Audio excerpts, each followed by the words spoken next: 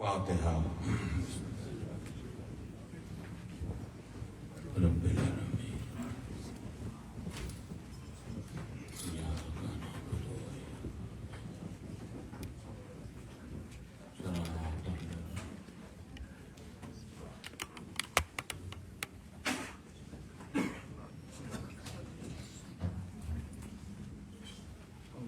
اعوذ باللہ السمیع العلیم من الشیطان اللعین الرجیم بسم اللہ الرحمن الرحیم حسبنا اللہ ونعم الوکیل نعم المولا ونعم النصیر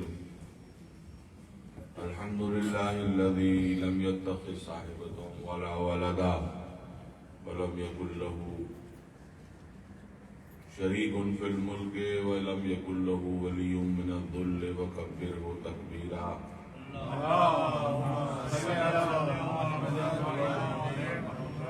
ثم الصلاة والسلام على سید الانبیاء والمرسلین خاتم النبیین ورحمة للعالمین الملقب بطه ویاسین شفیع المذنبین ابی القاسم محمد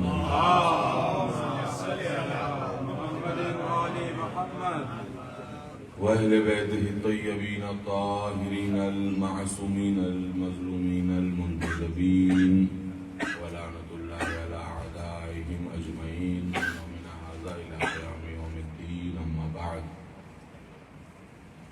فقد قال الله سبحانه تعالى وتبارك في كتابه المبين وقوله الحق بسم الله الرحمن الرحيم ليس البر أن تولوا وجوهكم قبل المشرق والمغرب ولكن البر من آمن بالله واليوم الآخر والملائكة والكتاب والنبيين وآتى المال على حبه ذوي القربى واليتامى والمساكين وابن السبيل والسائلين وفي الرقاب صلوات پڑھیں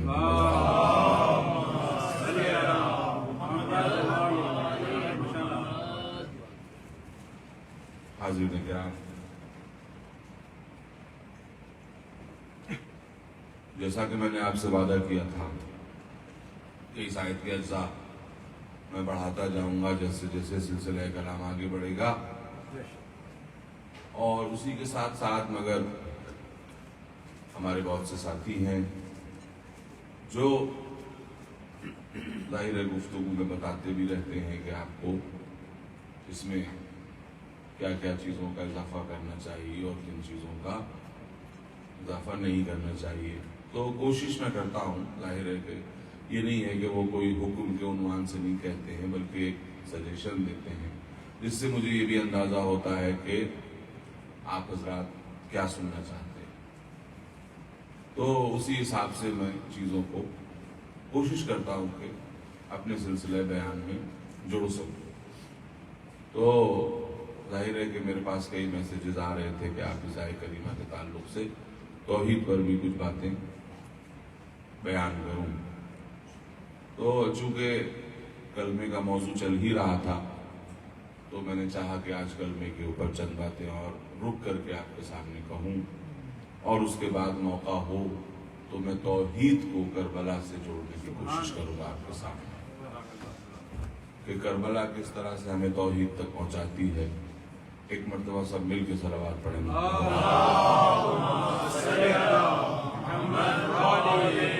بس میرے دوستوں، میری یہی شرط ہوگی کہ ہم جو کچھ ٹوٹا پھوٹا، مجھے کوئی دعوی علم نہیں ہے بلکہ میں ایک جاہل انسان ہوں، عالم اپنے کو نہیں سمجھتا، طالب علم ہی سمجھتا ہوں، لیکن جو کچھ ہم اپنے افکار کا ایک گلدستہ آپ کے سامنے پیش کرتے ہیں تو اس امید سے پیش کرتے ہیں کہ آپ حضرات متوجہ ہو کر کے سنیں گے اور اس کو شرف قبولیت بخشیں گے۔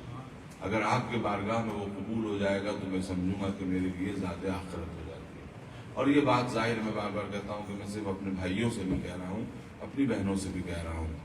تو میرے دوستو، بس سلسلہ کلام یہیں سے شروع ہو جائے کہ میں نے آج تھوڑا سا جو آیت بڑھائی ہے اس کے بارے میں کہوں گا، اور پھر چند باتیں دیگر، ویسے بھی آج تھوڑا سا وقت کم ہے۔ نیکی یہ نہیں ہے کہ تم اپنا چہرہ کسی طرف موڑ لو، مسلسل ترجمہ کرنے کی ضرورت نہیں۔ نیکی یہ نہیں ہے کہ تم اپنا چہرہ کسی طرف موڑ لو، بلکہ نیکی ایک پورا پروگرام ہے۔ یہ دین وہ دین نہیں ہے کہ جو آپ کو شارٹ کٹ سے بہلاتا ہو. یاد رکھیے جو آپ کو شارٹ کٹ سے بہلانے آئے گا وہ آپ کو گمراہ کرنے آئے گا, آپ کو راہ راست دکھانے کے لیے.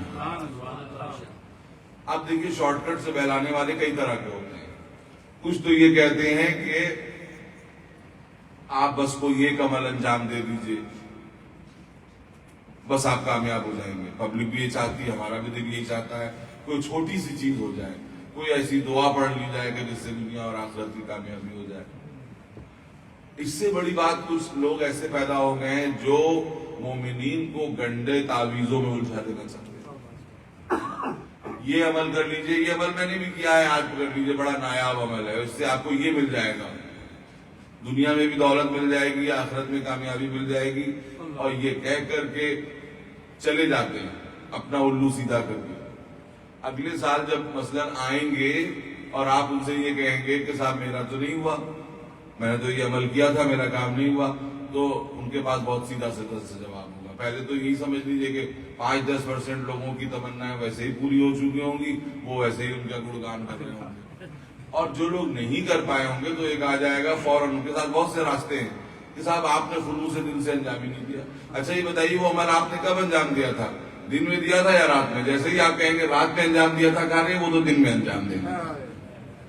اور اگر آپ یہ کہیں گے کہ دن میں انجام دیا تھا تو کہیں گے کہ رات میں انجام دیا. قدرت آپ کو بالکل صاف سمپل فارمولا دے رہی ہے میرے دوستو, اس پہ غور کیجئے. نیکی کسی سمت کی طرف منہ کرنے کا نام نہیں ہے, کیونکہ ہر سمت خدا کی ہے. قدرت نے کئی جگہ پہ خود قرآن میں کہا ہے اینما تکونوا فثم وجہ اللہ, جس طرف چہرہ کر دو گے وہ اللہ کی سمت ہے, وہ اللہ کی سمت ہے. ہر سمت خدا کی بنائی ہوئی. وَلِلَّهِ الْمَشْرِقُ وَالْمَغْرِبُ, قرآن کی آیت ہے کہ مشرق و مغرب سب اس کا. مغربین کہیں پر کہا گیا مغربین اور مشرقین اس کا, کہیں پر کہا گیا مشارق اور مغارب اس کے. جتنے مشرق ہیں جتنے مغرب ہیں ان سب کی تفسیریں یہاں بیان کرنے کا موقع نہیں ہے, ان کو چھوڑ رہا ہوں. قدرت کہہ رہی ہے کہ کچھ نہیں, سب سے بڑی نیکی یہ ہے کہ تم اس پر ایمان لا. وَلَكِنَّ الْبِرَّ مَنْ آمَنَ بِاللَّهِ, پہلی نیکی یہ ہے کہ تم کہو لا الہ الا اللہ. اپنے شعور کی گہرائیوں سے, مولوی صاحب کے کہنے سے نہ کہو, شعور کی گہرائیوں سے سمجھ کے کہو. اور کر رہے ہیں. اور اس کے بعد عقیدے کا پورشن قرآن بتا رہا ہے کیا کیا, کہ وَلَكِنَّ الْبِرَّ مَنْ آمَنَ بِاللَّهِ وَالْيَوْمِ الْآخِرِ, اور روز آخرت میں ایمان رکھو. اس بات پر ایمان رکھو کہ تمہارے ایکشن ریکارڈ ہو رہے ہیں اور ایک دن تمہیں اس کا حساب دینا ہوگا. کتاب پر ایمان رکھو, ملائکہ پر ایمان رکھو, نبیوں پر ایمان رکھو. صرف ایمان رکھنے سے پالنے والے ہو جائے گا نہیں, ہرگز نہیں. اب ایکشن کی منزل آتی ہے. دیکھیے ایمان کے بعد جب ایکشن کی منزل آ رہی ہے تو قدرت نے پہلی بات جو کہی ہے وَآتَى الْمَالَ, اور دیکھو کامیابی کے لیے ضروری ہے کہ تم اپنا مال اس کی راہ میں دو. وَآتَى الْمَالَ عَلَى حُبِّهِ, دنیا کی محبت میں نہیں, اس کی محبت میں دو. اس کی محبت میں دو. کس کو دو؟ اس کی محبت میں. کیا اس کو دو؟ کہا ہمیں ضرورت نہیں تمہارے مال کی, یہ سونے چاندی یہ سکے یہ کچھ نہیں. کس کو دو؟ اس کی محبت میں ذوی القربا, اپنے ہی عزیز و اقارب کو مال دو. والیتامی والمساکین وابن السبیل والسائلین وفی الرقاب. دیکھیے یہ تمام وہ لوگ قرآن نے بتائے ہیں کہ جن کو آپ کو دینا ہے. دیکھیے یاد رکھیے, بغیر دین اسی لیے آیا, میں بار بار کہتا آ رہا ہوں اتنے دنوں سے, دین اس لیے آیا کہ انسان اپنے خون پسینے کی کمائی میں کسی دوسرے کا چھوٹا سا شیئر قبول کر لے. یہ دین ہے کہ آپ دے سکیں کسی کو. کس کو دینا ہے؟ یتیم, مسکین, ابن سبیل, مسافران جو حالت سفر میں غریب ہو جائے, وفی الرقاب جو لوگ قید میں ہیں, اعزاء, اقربا, سب پوری قوم. جس کو ضرورت مند دیکھیے اس کو حد الوسع, جو کچھ آپ کی جیب اجازت دے سکے اس سے. دیکھیے دین مڈل پاتھ ہے, بیچ کا راستہ. آپ سے یہ نہیں کہتا کہ آپ سب کچھ دے دیجئے, اور آپ سے یہ بھی نہیں کہتا کہ سب کچھ جو ہے وہ آپ لے کے قبر میں چلے جائیں. قدرت یہ کہتی ہے کہ تم اپنے بیوی بچوں کا خیال رکھو اچھی طرح, جو ایک نارمل سٹینڈرڈ آف لائف ہے اس کو اپناؤ, اور اس کے بعد جب کسی ضرورت مند کو دیکھو، کسی قومی ضرورت کو دیکھو تو اگر کر سکتے ہو تو ضرور کر دو۔ ہر جگہ اللہ نے استطاعت لگا رکھی، استطاعت۔ خدا بند عالم نے کسی بھی، متوجہ رہیے گا، میں کچھ ضروری باتیں آپ کو بتا دینا چاہتا ہوں اور چاہتا ہوں کہ میں اپنی بہنوں کو بھی بتا دوں، وہ بھی متوجہ ہو کے سن لیں۔ اللہ نے کہیں کسی مال کے معاملے میں یہ نہیں کہا کہ تمہیں کرنا ہے، بلکہ ہمیشہ یہ قید لگائی کہ اگر تمہارے اندر استطاعت ہو تو کرو۔ میں ایک چھوٹی سی بات کہتا ہوں، حج کتنی بڑی عبادت ہے۔ عام طور پر یہ ہوتا ہے کہ جو لوگ جاتے ہیں حج پر تو چاہتے ہیں کہ اپنی بیوی کو بھی لے کے جائیں، اپنی زوجہ کو ساتھ لے کے جائیں، لیکن حضور خدا بند عالم اور ہم اب یہ جانتے ہیں، ہم ہندوستان سے چلے آ رہے ہیں کہ اب حج جو ہے وہ 8 لاکھ روپے کا ایک حج ہوتا ہے۔ کتنے کا ہوتا ہے؟ 8 لاکھ روپے۔ اور یہ بھی آپ حضرات دیکھ ہی رہے ہیں کہ ہم سے اتنا پیسہ لیا جاتا ہے اور وہاں کیا کچھ دیا جاتا ہے۔ 900 حاجی جو ہے وہ گرمی میں تڑپ تڑپ کے مر گئے، ان کو پوچھنے والا کوئی نہیں تھا۔ تو میں اپنی بہنوں سے یہ کہنا چاہتا ہوں کہ خداوند عالم، ٹھیک ہے اگر کوئی اپنی بیوی کو ساتھ لے جانا چاہ رہا ہے تو لے جائے، شوق سے، کوئی حرج کی بات نہیں ہے، لیکن خداوند عالم نے عورت کو اسی وقت واجب کیا ہے جب وہ خود مستطیع ہو۔ خود مستطیع ہونے کا کیا مطلب ہے؟ خود مستطیع ہونے کا مطلب دیکھیے، میں واجب حج کی بات کر رہا ہوں اور حج کے واجب ہونے کی بات کر رہا ہوں۔ خود مستطیع ہونے کا مطلب یہ ہے کہ یا تو وہ خود مال کماتی ہو یا اس نے اتنا مال ترکے میں پایا ہو کہ جس مال کو وہ خود اپنا مال کہہ سکے، تب وہ مستطیع ہوگی، ورنہ ضروری نہیں ہے۔ ٹھیک ہے آپ جانا چاہتی ہیں تو ضرور جائیں، لیکن خداوند عالم نے آپ کے اوپر یہ بوجھ نہیں ڈالا ہے کہ آپ کہیں سے پیسے کا انتظام کریں اور جائیں۔ اب جب میں نے جمعے کے خطبے میں ایک دفعہ یہ بات کہی تو کچھ مومنین آ گئے اور وہ کہنے لگے اگر ہماری بیویاں جو پیسا دیتے ہیں خرچ کا، اس میں سے بچا بچا کے اپنے پاس رکھتی ہیں اور وہ اتنا پیسہ ہو جائے کہ وہ حج کر سکے۔ میں نے کہا دیکھیے قانونی اور شرعی حیثیت الگ ہے۔ قانونی اور شرعی حیثیت یہ ہے کہ اگر وہ شوہر کا پیسہ بچا کے رکھتی ہیں تو وہ شوہر ہی کا مال کہلائے گا، ان کا مال نہیں کہلائے گا۔ ٹھیک ہے آپ بخش دیں، الگ بات ہے۔ ایک مرتبہ صلوات پڑھیں محمد۔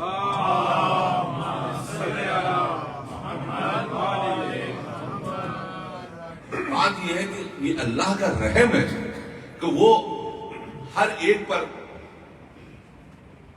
اوپر یہ بوجھ نہیں ڈالنا چاہتا، معاشی بوجھ اس پر ڈالنا چاہتا ہے جو مستطیع ہو، جو مکلف ہو۔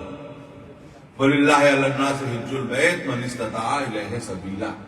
اللہ نے سب کے لیے کہا ہے کہ حج کرو، اللہ کے لیے حج کرو، لیکن یہ کہ جس کے پاس استطاعت ہو وہ کرے۔ تو میرے دوستوں بس یہ بات یاد رکھیے کہ ہم اپنے جیب میں ہاتھ ڈالے بغیر، ہم کمزوروں کی مدد کیے بغیر نیکی نہیں پا سکتے۔ یہاں بھی یہ بات کہی گئی ہے اور ایک اور قرآن کی آیت ہے، اس میں کیا ہے؟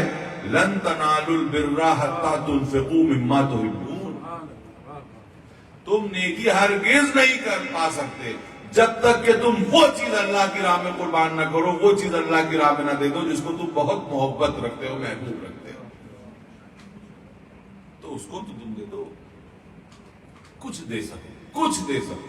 اور معصومین نے کہا کہ جب سائل تمہارے پاس آ جائے تو دیکھو ہرگز واپس نہ پلٹانا، کم دو لیکن واپس نہ پلٹاؤ، اور کم دینے میں شرماؤ نہیں، اس لیے کہ نہ دینے سے بہتر ہے کہ کم دے دیا جائے، نہ دینے سے بہتر ہے کہ کم دے دیا جائے۔ تو میرے دوستو یہ بات میں نے آپ کے سامنے عرض کر دی کیونکہ آیت ذرا سا آگے بڑھ گئی تھی، لیکن ابھی مجھے آپ کے سامنے چند باتیں عرض کرنی ہے پہلے ہی جز کے بارے میں۔ وَلَكِنَّ الْبِرَّ مَنْ آمَنَ بِاللَّهِ، نیکی سب سے بڑی یہ ہے کہ تم کہو کہ اس کائنات کا کوئی خالق ہے، کوئی کریٹر ہے، کوئی پیدا کرنے والا ہے۔ متوجہ رہیے، اس خالق، اس کائنات کا کوئی پیدا کرنے والا ہے، کہو لا الہ الا اللہ۔ عجیب بات ہے کہ کلمہ اسلام یس سے ہی شروع ہو رہا ہے بلکہ نو سے شروع ہو رہا ہے۔ کس سے شروع ہو رہا ہے؟ نو سے، لا۔ یہ عجیب بات ہے نہیں، لا الہ الا اللہ، یس نہیں، نو۔ نہیں ہے کوئی خدا مگر اللہ کے علاوہ۔ کتنی عجیب بات ہے۔ بھئی اسلام کا پہلا جملہ ہے، اس کو تو افرمیشن سے شروع ہونا چاہیے کہ کائنات کا ایک رب ہے. کہا نہیں، شروع کہاں سے کریں گے؟ ہم لا سے شروع کریں گے. نہیں، نو، کوئی رب نہیں، کوئی خدا نہیں سوائے اس ایک کے. پالنے والے یہ کیوں کہا کہ دیکھو ہم کو معلوم ہے کہ تمہارے دلوں میں نہ جانے کتنے جھوٹے خدا موجود ہیں. پہلے جھوٹے خداؤں کا انکار کرو تب سچے خدا کا اقرار. تمہارے دل کی سلیٹ پر نہ جانے کتنی آڑی ترچھی لکیریں کھینچی ہوئی ہیں، پہلے ان لکیروں کو مٹاؤ تب نور توحید تمہارے قلب میں آئے. لا نہیں. اور یہ لا اصل میں ایک بہت بڑی طاقت ہے میرے دوستوں، نہیں تو متوجہ ہو جائیے. لا کیا ہے؟ ایک بڑی طاقت ہے. ہر قوت کے سامنے اللہ والوں کا جو ہتھیار ہوتا ہے وہ لا. ابراہیم کے سامنے نمرودیت تھی جو یہ کہتی تھی کہ ہم کو خدا مانو. حضرت ابراہیم نے کیا کہا؟ لا. یہ ایک لا تھا کہ پوری نمرودیت ابراہیم کے سامنے ٹکرا ٹکرا کے ختم ہو گئی، مگر ابراہیمیت جیت کے رہی. فرعونیت اور موسویت، حضرت موسیٰ کے پاس کچھ نہیں تھا. کیا تھا؟ کیا تھا؟ کچھ نہیں تھا. فرعون کہتا تھا انا ربکم الاعلی، میں تمہارا رب ہوں، تمہارا سب سے بڑا رب. اس کے مقابلے پر حضرت موسیٰ نے کیا کہا؟ لا، ہم نہیں مانتے تمہیں. پوری فرعونیت ریڈ سی میں غرق ہو گئی، مگر حضرت موسیٰ کے اس لا کا مقابلہ نہیں. اور کر رہے ہیں، زمانہ آگے بڑھا، عرب میں آ گیا. حضور ختمی مرتبت کے سامنے پورا قریش آ کے یہ کہتا ہے کہ جیسا چاہو، اگر سرداری چاہتے ہو سرداری دے دیں گے، مال چاہتے ہو مال دے دیں گے، کسی خاندان میں شادی کرنا چاہتے ہو وہ بھی کروا دیں گے، مگر یہ نہ کہو جو تم کہہ رہے ہو. اس کے مقابلے پہ حضور ختمی مرتبت کا جواب کیا تھا؟ لا، نہیں، نو، ہم تمہیں نہیں مانتے. اور عجیب جواب ہے کہ اگر ایک ہاتھ پہ سورج اور ایک ہاتھ پہ چاند رکھ دیا جائے تو بھی ہم اس بات سے باز نہیں آئیں گے. حضور دیکھیے، وقت کے ساتھ ساتھ باطل پینترے بدلتا ہے. پہلے کے باطل وہ تھے جو کہتے تھے ہم رب ہیں، لیکن جب زمانہ آگے بڑھا تو ملوکیت نے نقاب اوڑھ لی، اور اب یہ نہیں کہتے تھے کہ ہم رب ہیں، مگر مطلب وہی تھا کہ ہم کو خدا مانو. زمانہ آگے بڑھا، یزیدیت سامنے آ گئی، اور اس نے حسینیت کے سامنے وہی سوال کیا کہ ہم کو اپنا رب مانو. لیکن حسینیت کے پاس کچھ نہیں تھا، ایک انکار کی قوت تھی. اس انکار کی قوت کے سامنے پوری یزیدیت غرق ہو گئی. حسینیت آج بھی اپنے انکار کے ساتھ چلتی ہے. حسینیت آج اپنے انکار کے ساتھ زندہ ہے کہ نہیں؟ اگر امام حسین یس کہتے تھے تو کیا آج تذکرہ ہو رہا ہوتا؟ یہ حسین کا انکار ہے. اور حضور ان سب کے درمیان ایک اور انکار ہے. وہ کون سا انکار ہے آپ کو معلوم ہے؟ جب رسول کے بعد خلافت اسٹیبلش ہوئی تو ابو سفیان امیر المومنین کے پاس آ کے کہتا ہے، کیا کہتا ہے کہ لوگوں نے تمہارے علاوہ کسی اور کی بیعت کر لی، اب تم مجھے حکم دو، میں تمہارا ہمدرد ہوں، میں مدینے کی گلیوں کو گھوڑوں اور پیادوں سے بھر دوں گا، بس آپ یس کہہ دیجیے، بس آپ کھڑے ہو جائیے. اب دیکھیے مولا نے سر جھکایا. کوئی سوچ رہا ہوگا کہ شاید مولا جو ہے وہ اپنا فائدہ اور نقصان تول رہے ہیں. مولا اپنا فائدہ اور نقصان نہیں تول رہے تھے، ابو سفیان کی اسلام دشمنی کی گہرائی کا اندازہ لگا. اور اس کے بعد سر اٹھا کے ایک جملہ کہا. پہلے کیا کہا؟ نو، لا، میں تیار نہیں ہوں. تو کب سے اسلام کا دوست ہو گیا؟ یعنی نفاق کس کس چربے میں آتا ہے، کس کس لباس میں آتا ہے. اور یہی وجہ ہے کہ پیغمبر نے فرمایا تھا کہ اے علی تم سے محبت نہیں کرے گا مگر مومن اور تم سے بغض نہیں کرے گا مگر منافق. کلمے میں بھی ہم نے 3 جملے اسی لیے رکھے. جب آپ کہتے ہیں لا الہ الا اللہ تو آپ شرک سے پاک ہوتے ہیں. جب آپ کہتے ہیں محمد رسول اللہ تو آپ کفر سے پاک ہوتے ہیں. لیکن جب آپ کہتے ہیں علی ولی اللہ تو آپ نفاق سے پاک ہوتے ہیں. صلوات پڑھیں محمد اور آل محمد.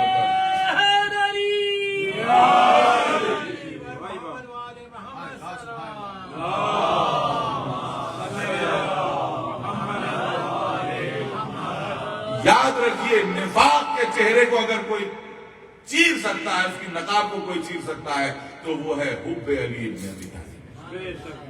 کوئی منافق کبھی علی کے نام پر راضی ہو ہی نہیں سکتا. اور تمام صحابی یہ کہتے ہیں کہ ہم نفاق کو علی سے محبت اور علی کی نفرت کی کسوٹی کو پرکھ لیا.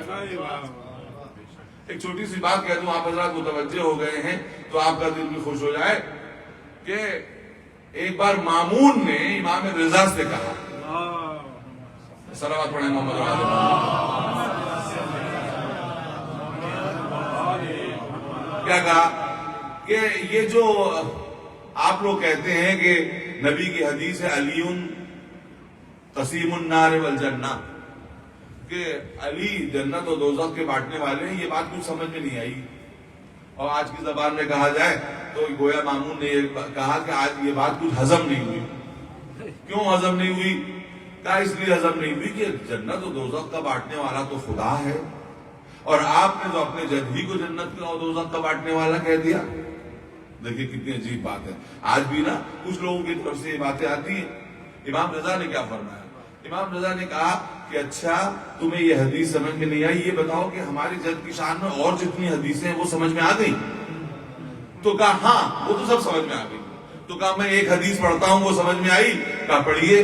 تو کہا تو آپ نے امام رضا نے یہ حدیث پڑھی کہ یا علی حب کا ایمان و بغض کا کفر و نفاق, اے علی تمہاری محبت ایمان ہے اور تمہارا بغض کفر و نفاق ہے. یہ بات آپ کو سمجھ میں آئی؟ مامون نے کہا ہاں یہ بات تو سمجھ میں آ گئی, اس میں کیا مصیبت کی بات ہے؟ تو امام نے کہا ایک حدیث سے دوسری حدیث کو سمجھو. جب علی کی محبت ایمان ہے, علی کا بغض کفر و نفاق ہے, تو بٹ تو گئی جنت و جہنم. جو علی سے محبت کرے گا اسے جنت ملے گی, جو علی سے نفرت کرے گا اسے جہنم ملے گی.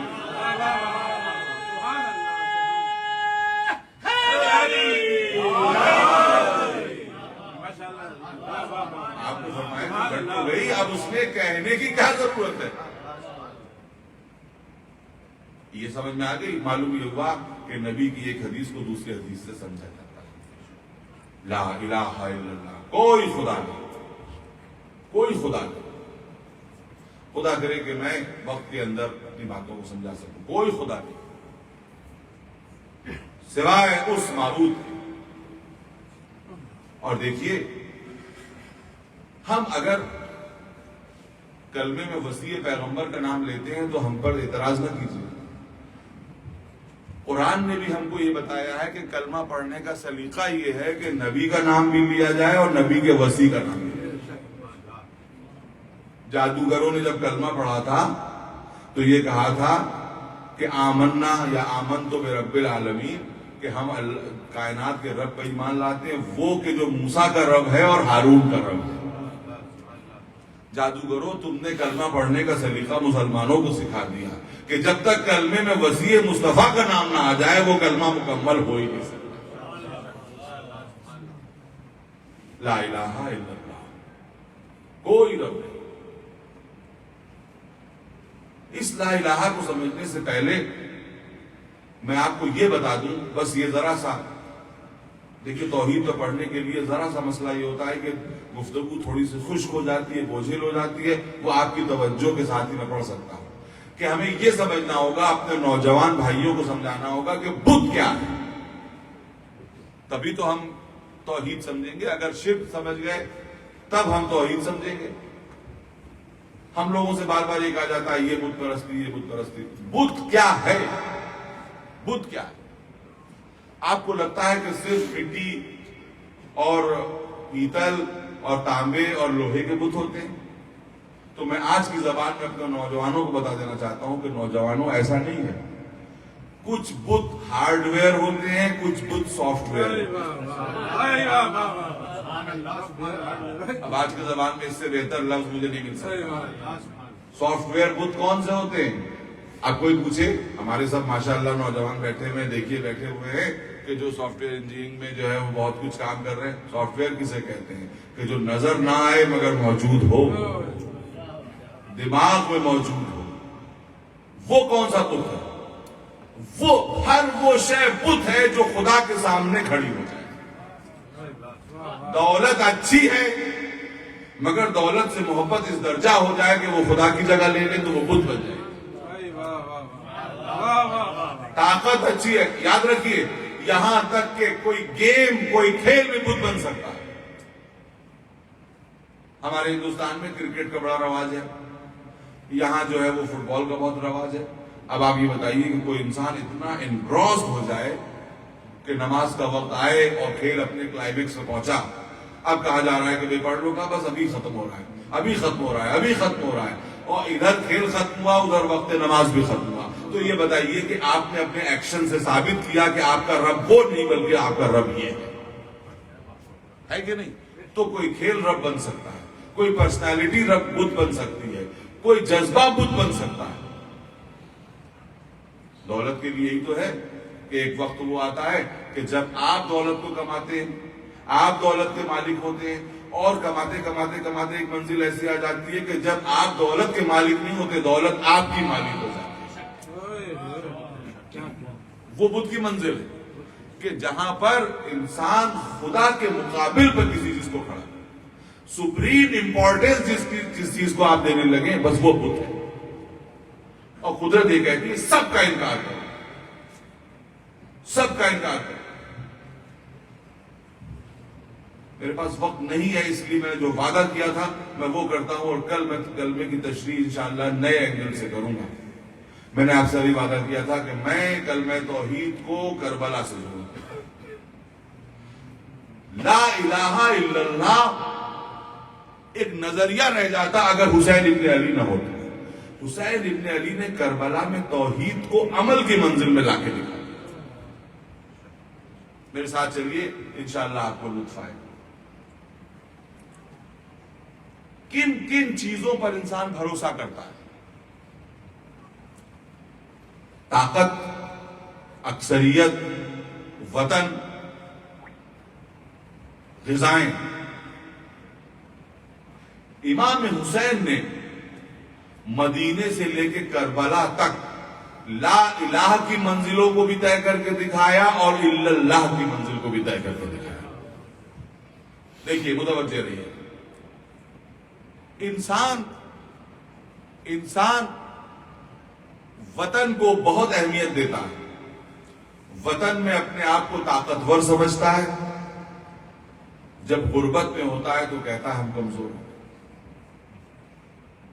چاہے جائے کہ حسین کا وطن جو مدینہ ہے, امام نے آواز دی کہ نانا کے دین کے لیے ہم وطن چھوڑ دیں گے. اے وطن تو ہم کو بہت عزیز ہے لیکن حسین کا وجود وطن سے نہیں ہے. وطن ہمارا سہارا نہیں ہے, جینے کا سہارا نہیں ہے. جینے کا سہارا وہ ہے. متوجہ, وطن کو ہٹا دیا. وطن کے بعد انسان جس چیز پہ بہت زیادہ بھروسہ کرتا ہے, تکیہ کرتا ہے, وہ ہے اکثریت, لوگوں کا ساتھ.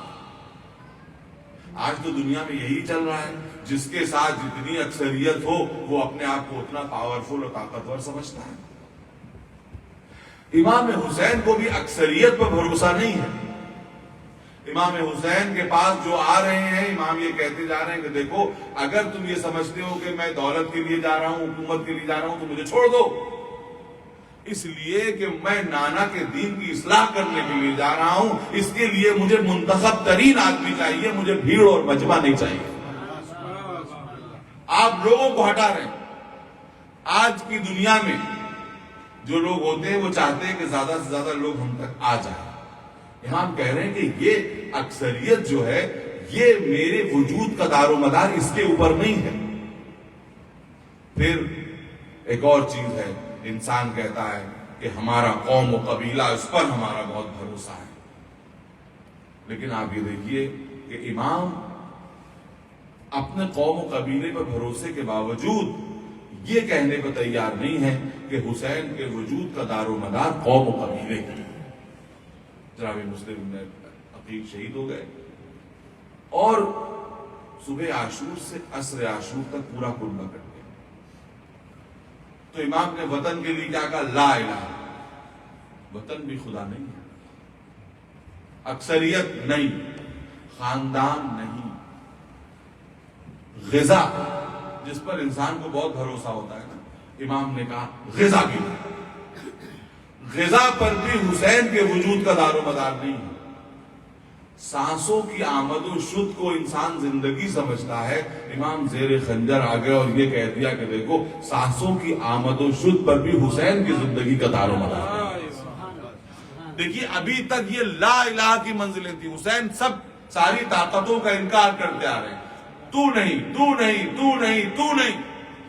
اب الا اللہ کی منزل یہ ہے کہ حسین کے باقی رہنے کے لیے وطن نہیں، اکثریت نہیں، اعزہ نہیں، اقربا نہیں، غذائیں نہیں، سانسوں کی آمد و شد بھی نہیں. بظاہر باقی رہنے کے کوئی امکانات نہ ہو، اس کے بعد 1400 برسوں سے حسین زندہ ہو تو زندہ رکھنے والی جو ذات ہے وہ ہے الا اللہ. حسین کہہ رہے ہیں کہ وہ ہے کہ جو مجھے باقی رکھے گی. حسین کا دار و مدار ان مادی چیزوں پر نہیں ہے، بلکہ اس کی طرف ہے کہ جس کے لیے کہہ رہے ہیں پالنے والے، جس نے تجھے کھو دیا اس نے کیا پایا، اور جس نے تجھے پال لیا اس نے کیا پایا. اب حسین جو میں نے پہلے دن کہا تھا کہ یہ سب ہونے کے باوجود اب حسین خود زندہ نہیں ہے بلکہ زندگی بن گئے. زندہ اور زندگی میں کیا فرق ہے؟ زندہ وہ جو خود زندہ ہو، زندگی وہ کہ جس کو ٹچ کر دے وہ زندہ ہو جائے. زمین کربلا کو ٹچ کر دیا تو زمین کربلا زندہ ہو گئی. زمین کربلا حسین سے ہے، حسین زمین کربلا سے نہیں ہے. خیام حسینی نے قیام کر دیا، خیام حسینی زندہ ہو گئے. خیام حسینی حسین سے ہے، حسین خیام حسینی سے. اور پھر میں نے وہ جملہ کہا تھا کہ کبھی جانور قابل ذکر نہیں ہوتے، لیکن حسین اگر کسی جانور کی پشت پر سوار ہو جائے تو وہ ذوالجناح بھی آج تک زندہ ہو جائے.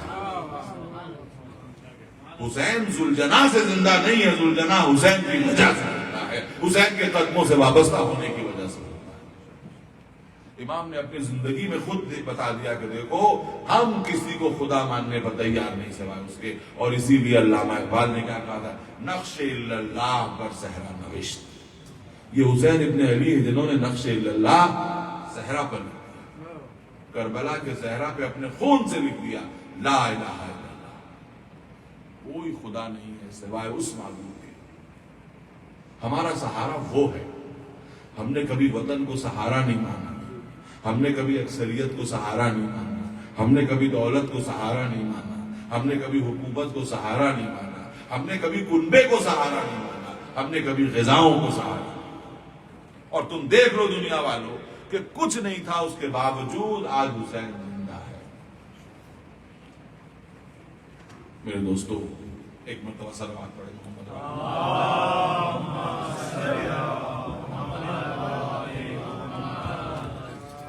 صرف حسین زندہ نہیں ہے، حسین کے طفیل میں یہ جتنے نام آپ کے سامنے لکھے ہوئے ہیں 72 کے 72 یہ سب زندہ ہے.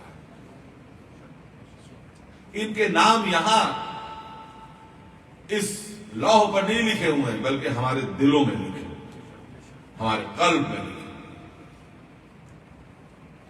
زہیر کا نام، حبیب کا نام، قمر بنی ہاشم کا نام، ہم شبیہ پیغمبر کا نام، شبیب شاکری کا نام، حر یزید ریاحی کا نام. اور میں کیسے آپ کے سامنے کہہ دوں وہ کہ جس کا ذکر آج ہونے والا ہے وہ 6 مہینے کا بچہ. کیا دنیا میں 6 مہینے کا بچہ کبھی قابل ذکر ہوتا ہے؟ لیکن یہ حسین کا 6 ماہ ہے میرے دوست. میرے دوستو، اس بچے کا تذکرہ میں کس طرح سے کروں؟ کیا اس بچے کا تذکرہ کرنے کے لیے مجھے اپنے حلق کی ضرورت ہے، زبان کی ضرورت ہے، یا آپ کے قلب کی ضرورت ہے؟ میری بہنیں بیٹھی ہوئی ہیں، خداوند عالم ان کی گودیوں کو سلامت رکھے، اور میرے دوستو، میرے بھائیوں، اللہ آپ کی اولاد کو سلامت رکھے۔ لیکن یاد رکھیے، اگر خون علی اصغر کربلا میں نہ ہوتا تو کربلا میں وہ چمک نہ ہوتی کہ آج پوری دنیا، عالم اسلام نہیں، پوری دنیا حسین کے اوپر خون کے آنسو بہاتی۔ یہ خون علی اصغر ہے۔ یہ کیسا بچہ ہے جس کی تخلیق جو دنیا میں آیا ہی تھا کربلا کے لیے، مگر یہ بچہ کتنا پیاسا تھا۔ میں شب عاشور کا ایک منظر آپ کو دکھانا چاہتا ہوں جس سے پتہ چل جائے گا کہ یہ بچہ کتنا پیاسا تھا۔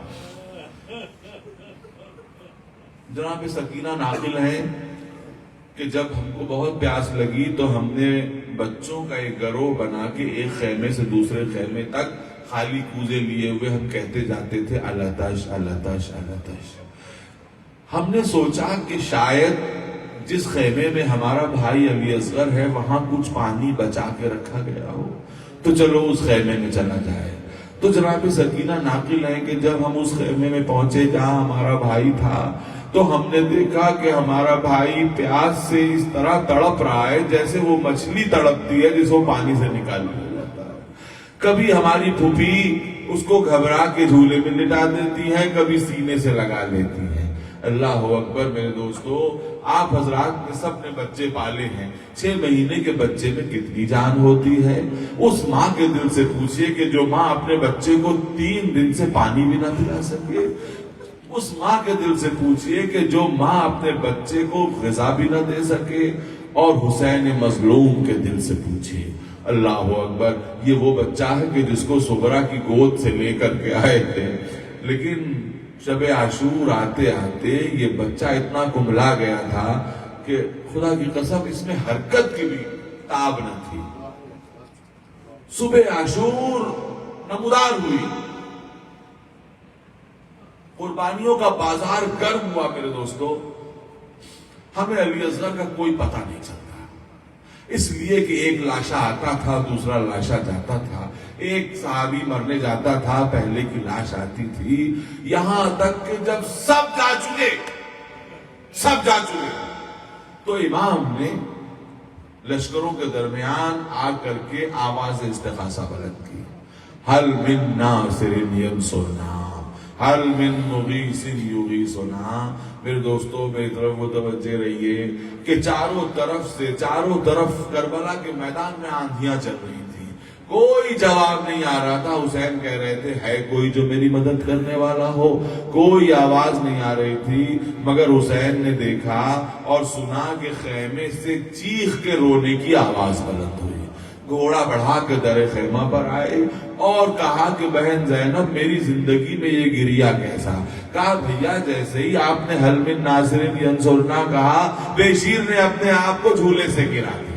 گویا کہ بیشیر اعلان کر رہا تھا بابا آپ کہہ رہے ہیں مدد کے لیے کوئی ہو تو مدد کے لیے کوئی اور ہو نہ ہو، مگر یہ بچہ آپ کی مدد کے لیے تیار ہے۔ اے بابا میرے پیر نہیں ہیں، میں اس طرح سے میدان جنگ میں نہیں جا سکتا جیسے چچا عباس اور بھیا علی اکبر گئے تھے، مگر میرے بابا آپ مجھے اپنے ہاتھوں پر لے تو چلیے میدان جنگ میں، اگر میں نقش جنگ کا نقشہ نہ پلٹ دوں تو مجھے علی کا پوتا نہ کہیے گا۔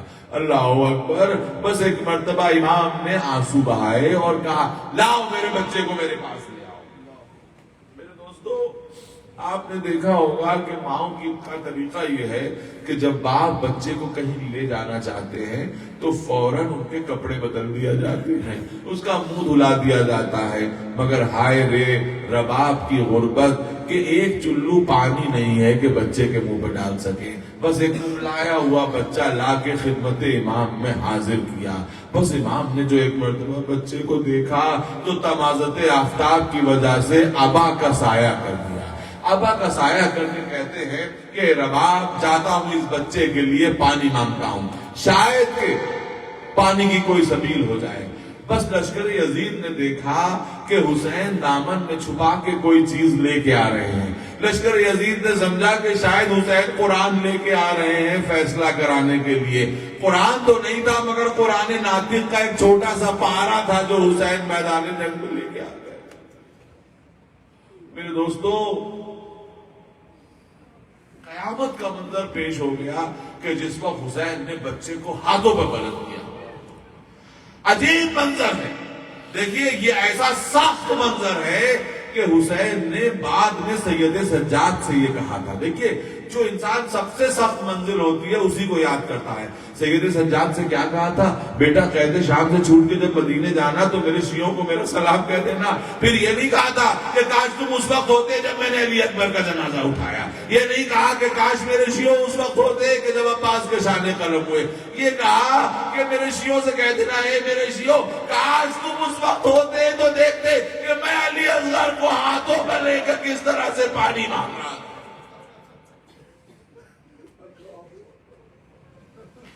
ایسا کوئی سخت وقت حسین کے اوپر نہیں پڑا جو یہ سخت وقت ہے۔ ایک مرتبہ کہتے ہیں فوج جفاکار اس بچے کی ماں کا دودھ بھی خشک ہو چکا ہے، بہت پیاسا ہے، اس کو تھوڑا سا پانی پلا دو۔ اور اس کے بعد ایک مرتبہ بچے کی طرف مخاطب ہوئے، اے بیٹا تم حجت خدا کے لال ہو، میں نے تو اپنی حجت تمام کر دی، تم لشکر عزیز کو دکھا دو کہ تم کتنے پیاسے ہو۔ بس یہ سننا تھا کہ وہ بچہ جو کملایا ہوا تھا ایک مرتبہ اس کی آنکھ کھلی، ایک ننھی سی زبان نکالی اور اپنے ہونٹوں پر پھرانا شروع کر دی۔ عزادارو لشکر عزیز میں انقلاب پیدا ہو گیا، کوہرام برپا ہو گیا۔ کوئی کھڑے کھڑے روتا ہے، کوئی بیٹھ کے روتا ہے، ارے کیا ہم اس چھوٹے سے بچے سے جنگ کرنے کے لیے آئے؟ بس جب عمرو بن سعد نے یہ دیکھا کہ فوج یزید میں انقلاب ہونے والا تو عجیب حکم دیا۔ اور اس سے پہلے بس ایک جملہ کہ امام نے عجیب قیامت کی کہ کہا کہ اچھا اگر تم یہ سمجھتے ہو کہ حسین اس کے بہانے سے خود پانی پی لے گا تو لوگ میں اپنے بچے کو زمین پہ لٹائے دیتا ہوں۔ اس چلتی بھی زمین پر ایک لمحے کے لیے بچے کو لٹا دیا کہ لو تم خود آ کے پانی۔ اب عمرو بن سعد متوجہ ہوا ہرملہ کی طرف، اے ہرملہ تیری خدمتوں کا صلہ دینے کا وقت آ گیا ہے۔ عجیب جملہ کا ارتا کلام الحسین، حسین کے کلام کو منقطع کر دے۔ لوگ یہ سمجھتے ہوں گے شاید اس کی وجہ سے کہ بچے کو پانی پلا دے، لیکن عمرو بن سعد یہ کہہ رہا تھا کہ حسین کے کلام کو منقطع کر دے، یعنی بچے کا سانسوں کا سلسلے کو منقطع کر دے۔ اللہ اکبر۔ اس کے مقابلے پہ کون لایا گیا؟ ہرملہ، جو پوری دنیا کا سب سے بڑا تیر انداز تھا۔ میرے دوستو ہرملہ کربلا میں اس نے 3 تیر چلائے تھے، لیکن تینوں نے قیامت کر دی تھی۔ جب مختار نے پوچھا تھا قتل کے وقت تو نے کتنے تیر چلائے؟ کہا میں نے کربلا میں 3 تیر چلائے۔ آپ کو معلوم ہے وہ 3 تیر کہاں کہاں چلائے؟ ایک تیر چلایا جو مشق سکینہ پہ لگا تھا جہاں سے غازی کا پانی بہ گیا تھا، اور ایک تیر ملعون نے چلایا جو گردن علی اصغر کے لیے تھا، اور ایک تیر آخر وقت میں حسین کی پیشانی پر چلایا تھا کہ جس سے خون پر نالے کی طرح جاری ہوا تھا۔ پس عزادارو یہ ملعون اپنا 3 پھل کا تیر سے شعبہ، یہی جملے روایت میں آئے کہ تیر سے شعبہ لے کے آگے بڑھا، اور اس کے بعد ایک مرتبہ اس پتھر دل نے تیر کو چلے کمان میں جوڑا اور ادھر تیر کو نشانہ لیتا تھا، بار بار تیر نکل جاتا تھا، بار بار اپنی آنکھیں ملتا تھا۔ عمرو بن سعد نے کہا کہ کیا دیکھتا ہے، یہ ایک بچے کا نشانہ نہیں لے سکتا؟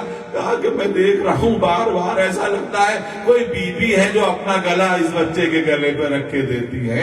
اے ہرملہ اس بچے نے کیا بگاڑا ہے؟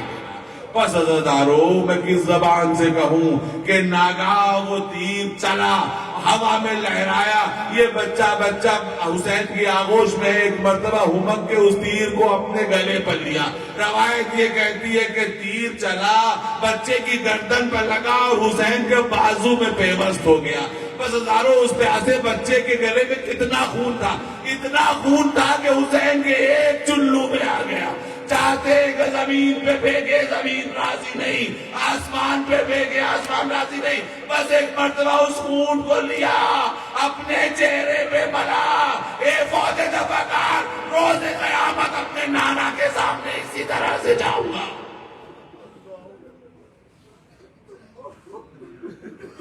آخری ہچکی ہے علی اصغر کی۔ اے دوستو، بس دو تین جملے کہ حسین جیسا بہادر جو علی اکبر کی لاش کو لے کے آ گیا، قاسم کی لاش کو لے کے آ گیا، اور محمد کی لاش کو خیمے میں لے کے آ گیا، لیکن علی اصغر کے لاشے کو خیمے میں لے جانے کی ہمت نہیں پڑتی۔ روایت کہتی ہے روز عاشور آپ حضرات اسی کی تعزیہ کرتے ہیں، اعمال عاشورہ میں 7 مرتبہ خیمے میں جاتے تھے، خیمے کے در پر واپس پلٹ آتے تھے کہ میں اس کو چلی ماں کو کیا منہ دکھاؤں گا کہ اس بچے کو لے کے گیا تھا۔ بس ایک مرتبہ ہمت کی، دروازے پر آئے، کہا اے رباب لے تیرا بچہ سیراب ہو کے آ گیا۔ روایت یہ کہتی ہے کہ اس سے پہلے کہ ماں آتی، وہ 4 برس کی بہن دوڑی ہوئی آئی، اے بابا آپ میرے بھائی کو سیراب کر کے لے آئے اور میں ابھی تک پیاسی ہوں۔ بس حسین نے کیا غضب کیا، ایک مرتبہ ابا کا دامن ہٹا دیا۔ بچی نے جو ایک مرتبہ دیکھا کہ بھائی کی گردن چھدی ہوئی، ایک تیر پیوست ہے، ایک سیاح کیا غش کھا کے گری، جناب رباب اتنی دیر میں آ گئی، جیسے ہی علی اصغر کو دیکھا بس ایک نوحہ پڑا، یا بنیا مثلو کا نہر، اے بیٹا تیری عمر کے تو اونٹ کے بچے بھی نہر نہیں کیے جاتے۔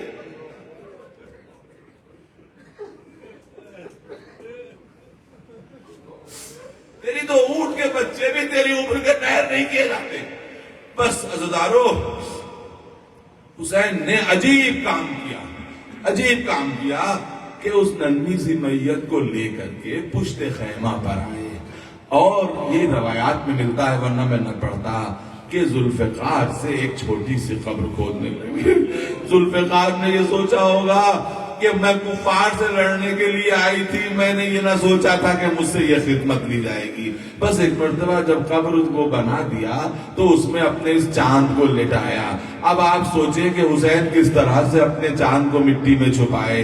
بس تھوڑی دیر حسرت سے دیکھتے رہے، جاؤ بیٹا خدا حافظ۔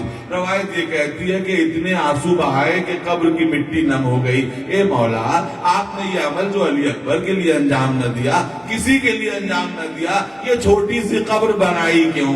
حسین شاید جواب دے، میں نہیں چاہتا کہ جب سب کے سر نوکہائے نیزہ پر بلند کیے جائیں تو یہ چھوٹا سا سر نوکے نیزہ پر نہ بلند کیا جائے۔ میں نہیں چاہتا کہ کوفہ و شام کے بازاروں میں یہ سر نوکے نیزہ پر بلند کیا جائے، اس لیے کہ ماں کا کلیجہ پھٹ جائے گا۔ مگر حسین کی یہ تمنا بھی پوری نہ ہوئی۔ ادھر شہادت کی خبر آئی، ادھر اشقیاء نے نیزے چبو کے یہ جاننے کی کوشش کی کہ حسین نے بچے کو کہاں دفن کیا۔ اب میں کس زبان سے عرض کروں، کربلا سے کوفہ، کوفے سے شام تک، جہاں حسین کا سر نوکے نیزہ پر بلند تھا، وہی 6 مہینے کے بچے کا سر رباب کے سامنے، سکینہ کے سامنے۔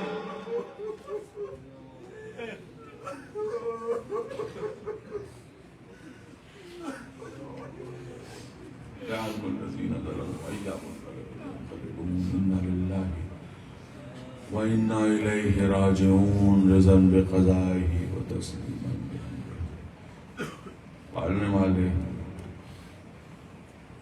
صدقہ جناب علی اصغر کا پالنے والے ہماری قوم کے بچوں کو راہ مستقیم کی ہدایت دیتے ہیں، پالنے والے ہمارے ان عزموں کو ہمارے اعمال کی بخشش کا وسیلہ قرار دے، پالنے والے غم حسین کو تعمیر کردار کا وسیلہ قرار دے، پالنے والے ہماری عزاداری کو قبول فرما لے، پالنے والے ہمارے آنسوؤں کو رومال حضرت زہرا میں جگہ عطا فرما دے، پالنے والے جو لوگ بیمار ہیں انہیں شفاء کامل و عاجل عطا فرما، پالنے والے حسین کا غم منانے والے، مولا کا کلمہ پڑھنے والے، توحید کا کلمہ پڑھنے والے، دنیا میں جہاں جہاں مظلومین ہیں، جہاں جہاں شیعان حیدر کرار ہیں، ان کی جان مال عزت آبرو کی حفاظت فرما، خصوصاً شیعان ہندوستان، شیعان پاکستان، شیعان فلسطین، لبنان،